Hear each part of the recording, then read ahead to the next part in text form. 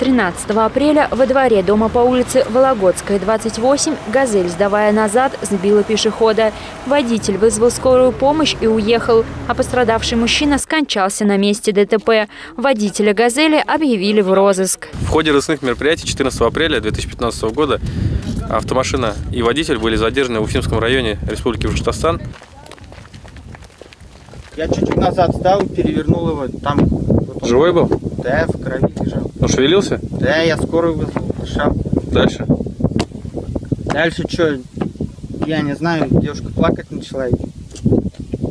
Я не знаю, не соображал, я испугался, просто хотел ехать, подумать, не знаю. Водитель дал признательные показания. Дальнейшую проверку будут проводить следственные органы. Я вот тихонечко задом ехал, он, наверное, вот, он или пьяный был, или кто, или бомж. Он, наверное, просто вот то ли ударился, то ли что, и вот между колес он остался задними, потому что не было такого, вот, чтобы вот я бы почувствовал себе, я бы проехал.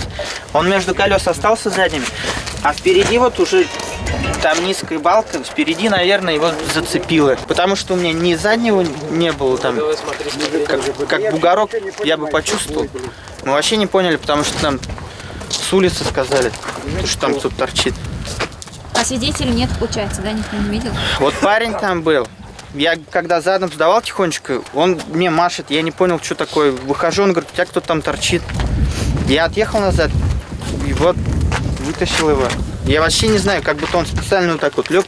В любом случае, оставление места ДТП будет это очищающим обстоятельством, если в данном случае будет уголовное дело. Также за оставление места ДТП будет административная ответственность, так как предусмотрена ответственность в виде лишения права управления транспортным средством от года до 1,5 и либо административный арест до 15 суток.